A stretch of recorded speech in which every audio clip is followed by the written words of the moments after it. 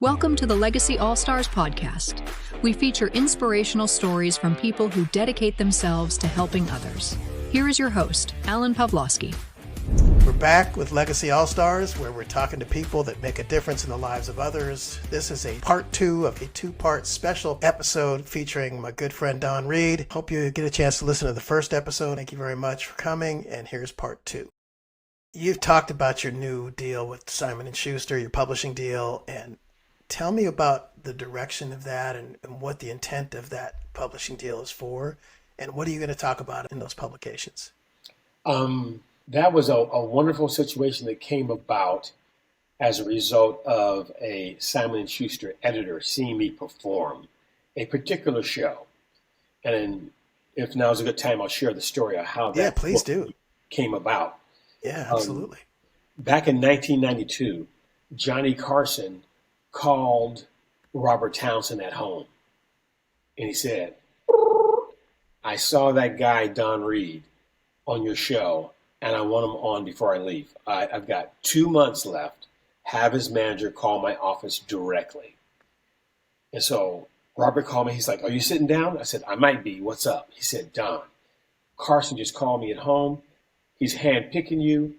He's got 2 months left. He wants to blow you up right now. So have your manager call his office directly. I said, I'm on it. Call my manager. She's like, what? Excellent. So she's calling. Only 2 months left before he's leaving the air to retire. Now a month goes by. She's like, I'm having a hard time getting through. As far as I can get is to this kind of gatekeeper guy who wants to see you do 2 or 3 minutes to see if you're good enough. I was like, oh, no. That's not what we're doing here. Johnny said, call his office directly. She said, okay, I'll call some more. So she's calling and calling down to 3 weeks, 2 weeks, around the 2-week window or so. She said, Don, I don't know if it's going to happen. In fact, it's not going to happen, Don. And I was heartbroken, and I watched Johnny Carson tearfully say goodbye to 50 million people, thanking them for supporting them all those 30 plus years. And I was like, that's it. It's over. And 3 months later, I got a call from my manager's office. An assistant, for lack of a better explanation, kind of a gopher would get our coffee, book our flights, put toner in the copier. He said, Don, I got to tell you something. She never called Johnny's office. I was like, what? I said, never called Johnny's office, Don. I know the call logs. To confirm it, she sat us down. She said, we don't care if Don gets a movie or a TV series or anything, as long as Don is booked on the road. The lights are on, the lease is paid, there's toner in the copier. That's Don's role. He's the workhorse. Had me on the road performing everywhere, but that was my role. Forget about me being famous. And so I left. But I remembered a quote that Johnny Carson made. Johnny Carson said, the number one key to success is desire, not talent, not education, but desire. So I kept my desire and I kept moving forward. Years later, I was standing in a BMW dealership looking at a BMW I could not afford, but you got to look to stay motivated, right? Mm-hmm. So I'm sitting there looking at it, and it was a call from the Tonight Show with Jay Leno. And the producer on the phone said, hey, Don, the opening act warm-up comedian gig is opened up. You get to do stand-up every day in front of the live audience. Are you interested? I'm like, oh, yeah, definitely interested. He said, well, I can't give you the job, but what I can do is I can get you down to the last 3 people who have to try it in front of the live audience. Somebody was going the first day. I was going the second day. Someone else was going the third day. After the guy went the first day, I went the second day. They came to me. They said, we don't care who was here yesterday. I was supposed to come tomorrow. It's your gig. Negotiated, killer money, staying in town with the family, on the show multiple times as well. But the kicker to the story is that little assistant who called me, warned me, and told me that manager was taking advantage of me. That little assistant, 20 years later, had become a producer at The Tonight Show with Jay Leno and said, Don, you deserve this. And that's how I got that gig. And that's the crux and base of the show, starting all the way back from little blinky Don Reed in Oakland, knocking on doors as a Jehovah's Witness, finding out my father was a pimp, and then getting pushed through all the way to the hallowed halls of the Tonight Show, which I did 1,000 episodes as an opening act and was on the show 4 or 5 times. So it changed everything for me and impacted so much.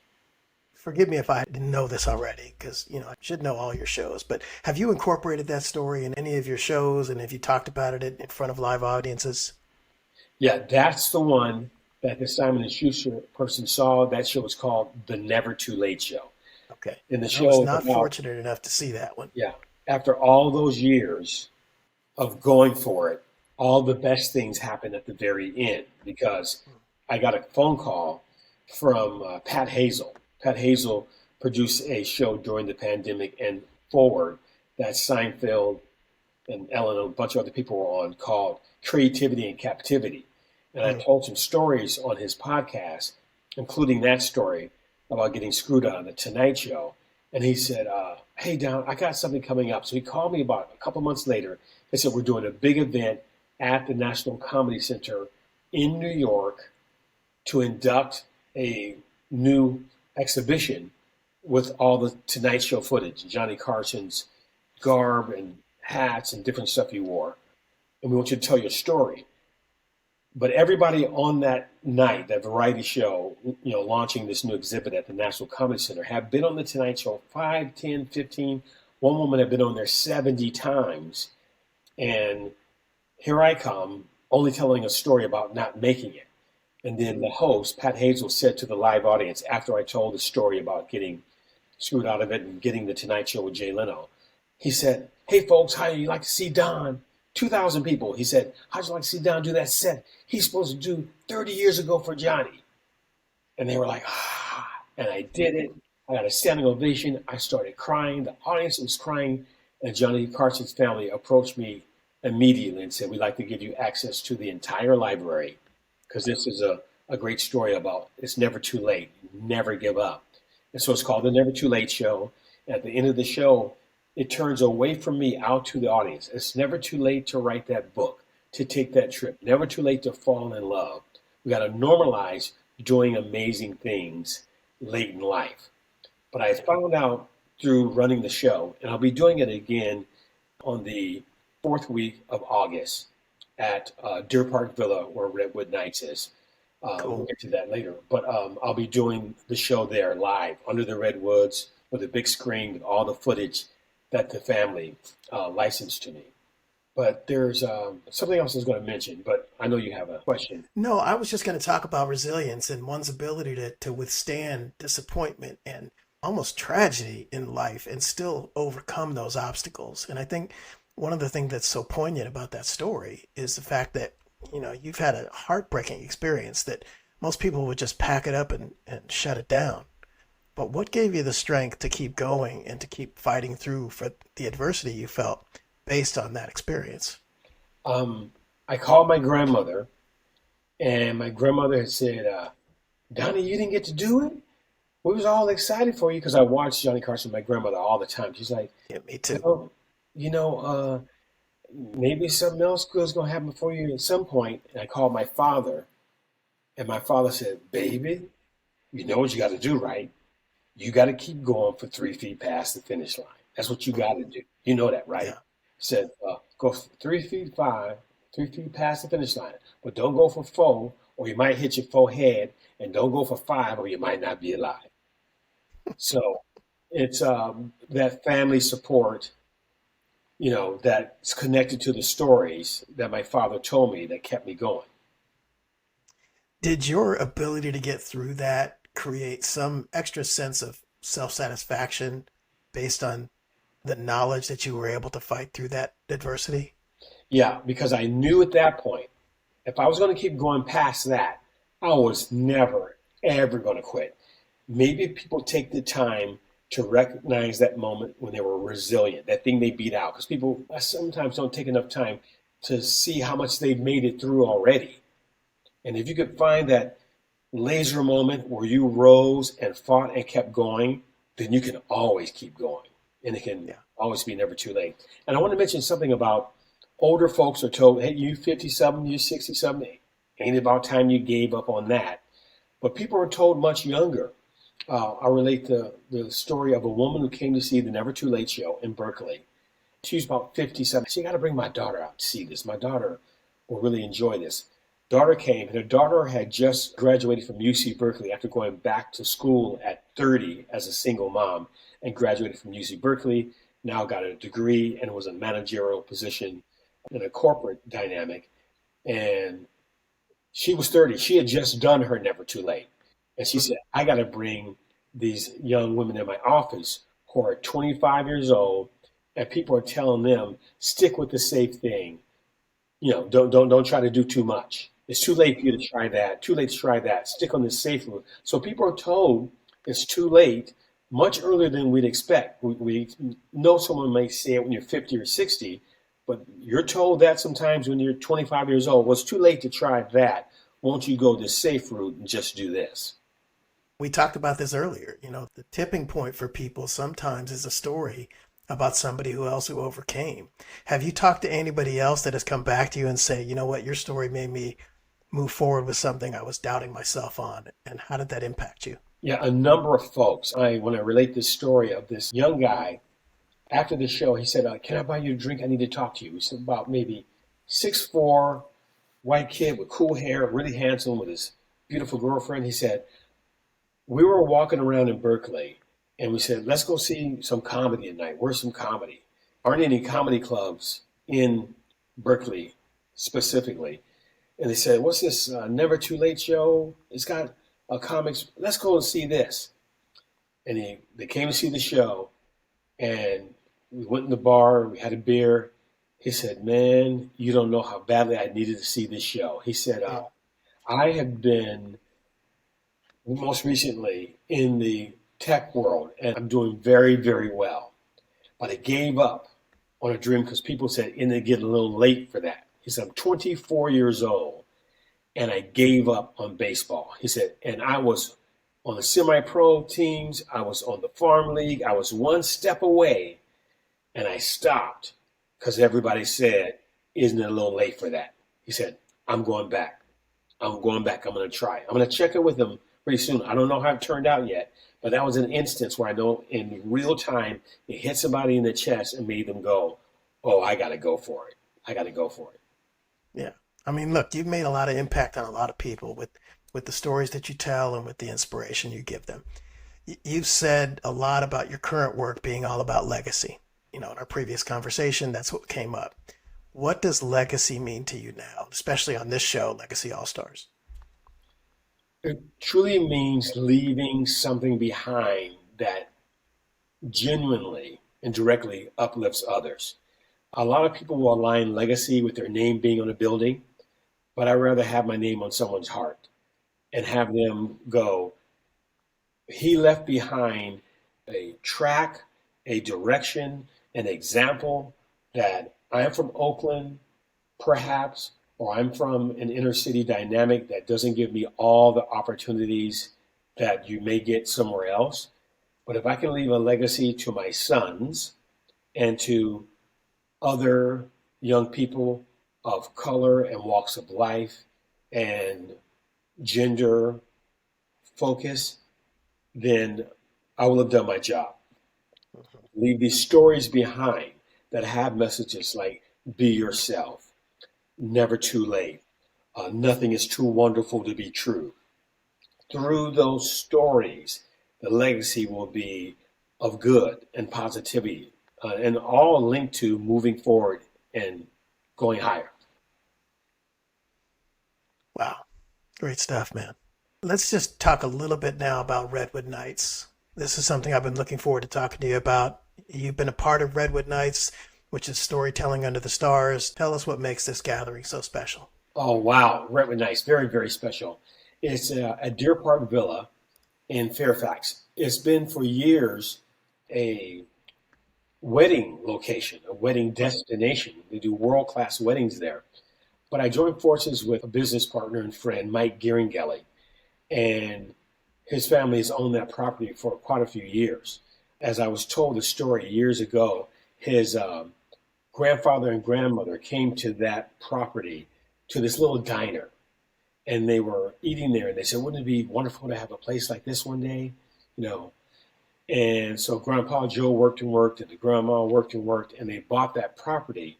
But one of the kickers to the story is the towering redwoods, towering, beautiful redwoods that are set in this like circular grove. 100 years ago, they weren't even there. Grandfather went to the hills and got some 15-foot saplings and planted them. And over 100 years of weddings and events and life celebrations, we're there sharing stories in this wonderful setting with a mixture of couches and fine chairs. You can have a glass of, Chardonnay or a cocktail, have some grilled oysters, and listen to people get inside your chest with some stories that are sometimes funny, sometimes moving, but all of them are true. Storytellers from NPR, HBO, people like Glenn Washington from Snap Judgment, and just world-class storytellers. And people who have won them all many, many, many, many times over are there as well. And I host the show. And I remember the first time, we were working on a comedy club out there, and my business partner, Mike, took me to the property for the first time. When I walked through this archway, I got a knot in my throat. I said, oh, I know what needs to happen here. He said, what? I said, storytelling under the stars. Redwood Nights, storytelling under the stars. He said, you think people want to come to that? 2 years later, just about almost, here we are. And we're there the second and fourth Wednesday of every month. We're either doing me hosting with 4 other storytellers, or myself or another master storyteller is there doing a whole storytelling show. So I get to do all my one-man shows, and other big players get to do their one-man shows there as well. Yeah. How long does a typical show last on Redwood Nights? About 90 minutes, but it starts at 7. So it's on the earlier side so people can get home. Once in a while, we do have Friday shows intermittently, but the main shows are the second and the fourth Wednesday. And people can go to redwoodnightslive.com and get some tickets, and they will not regret it at all. Yeah, amazing. I understand you call Redwood Nights a different kind of AI. What do you mean by that? Oh, yeah. I have had some very good experiences with AI, artificial intelligence, but I know in some sequences of people's lives, it can be too much. I think we keep using AI in a nice, productive, additive fashion, it can be very good. But some people will lean on it so hard, they're not really doing any work, and it shows. No human touch, no true knowledge of the content. There's a lot of AI, artificial intelligence out there, and storytelling can be one of those first things that are truly connected to human connection. But that's why I say we're doing AI as well. Out there under the redwoods while sharing stories, we're doing AI as well, but it's called authentic interaction. Nice. We ask people, we beg of you, request to turn off your phone during the intermission. Try not to check it. Introduce yourself to someone around you that you may not have met otherwise. When you share the show with someone else, try to tell them with your own voice or your own face rather than emailing or texting them. Tell somebody in a coffee shop that you had a smile or having a good day. Hey, I know something you might want to dig. That human connection is so important. Salman Rushdie once said, when a child is first born, the first thing they request is love and protection. The very next thing that child asks for is to tell me a story. That's how deeply connected storytelling is to we as these human things that walk on our hind legs, if you will. Yeah. Wow. Amazing stuff, man. If someone's listening today and thinking, maybe it's too late for me, what would you say to them? Oh, it is not. It is not. It is not over until it's time for the dirt nap. That's what I say. I don't say try out for the NBA at 47 years old. You don't want to snap your ACL or something. But there's so many things that people say, it isn't about time for that. You have to put it in perspective. Pablo Picasso painted into his 90s. Twyla choreographed deep into her 70s. Gordon Parks took photographs deep into his early 80s. There are people doing things in their 80s and 90s. So for sure, When you're 45, 50, you don't really have an excuse. You got to go for it. And when you think about these people that have made those kind of moves late in life, some people started some wonderful things in their 70s.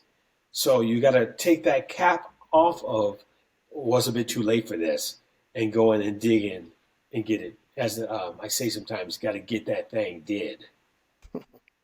I try to tell people at every moment I have the opportunity to do so, to get rid of your limiting beliefs. Yes, absolutely. Yeah, and get ready to leave your legacy. Absolutely.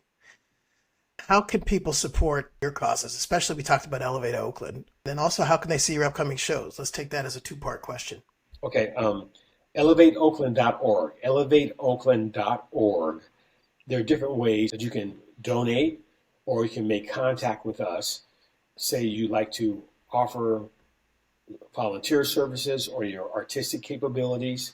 It's fascinating. If people just take a little quick look at what their full skill set is, you never know how you might be able to aid others. But go like, what can I do? There's always something you could do. So elevateoakland.org. We'd be so grateful for any donations or any assistance you might be able to have. And sometimes it's the fact that you have a strong connection with someone. Like, I happen to know this guy who is a music teacher who can aid them. And we do have some funding. So sometimes a teacher's coming in the mix and we're aiding them financially. One of the guys, Keenan Foster, he's at Anna Yates Elementary School in Emeryville, K through 8. He's making a huge difference there and at Castlemont. And we have him on a salary. So we can have that retention of great, instruction. So that's elevateoakland.org. And then redwoodnightslive.com is where the storytelling happens. We're looking at other locations to have them besides Marin. We just wrapped up something where we'll have a bunch of the storytellers of Redwood Nights in Carmel, but we're also looking at some East Bay locations. So nice. Keep your eyes open for all of that and more. Yeah, I expect to be the first one to be notified about those East Bay locations. And you will. I'll go, we're ready to go. Absolutely. Let's talk about one more thing. What legacy do you hope to leave, not just on stage, but in your community? Well, ideally, I'll be able to engage in some storytelling dynamics with the marsh that long after I'm gone can still impact students. The marsh has a great students program, particularly in the summer. And I've spoken and performed for some of those very young kids before. And I think the more content I can create that can be left behind, then the communities can actually see it. And if they can see it, they can remember. That's some of the great things about celluloid and video is we're enjoying people long after they're gone. They left these incredible legacies behind.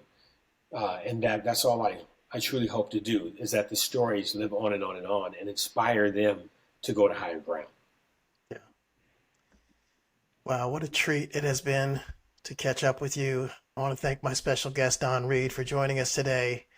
His talent is only surpassed by his generosity and his authenticity, and I mean that from the heart, my friend. Thank you so much. Thank you for having me on, because it's very interesting. I don't know how many people mention this, but when you're on shows like this that are authentic and you start digging in below the surface, it helps you confirm what you believe as well. Mm-hmm. So it gives me as much as I hope to give your listeners. Thank you. For our audience, please use this conversation as inspiration and keep making a difference. Until next time, I'm Alan Pavlovsky, signing off for Legacy All-Stars.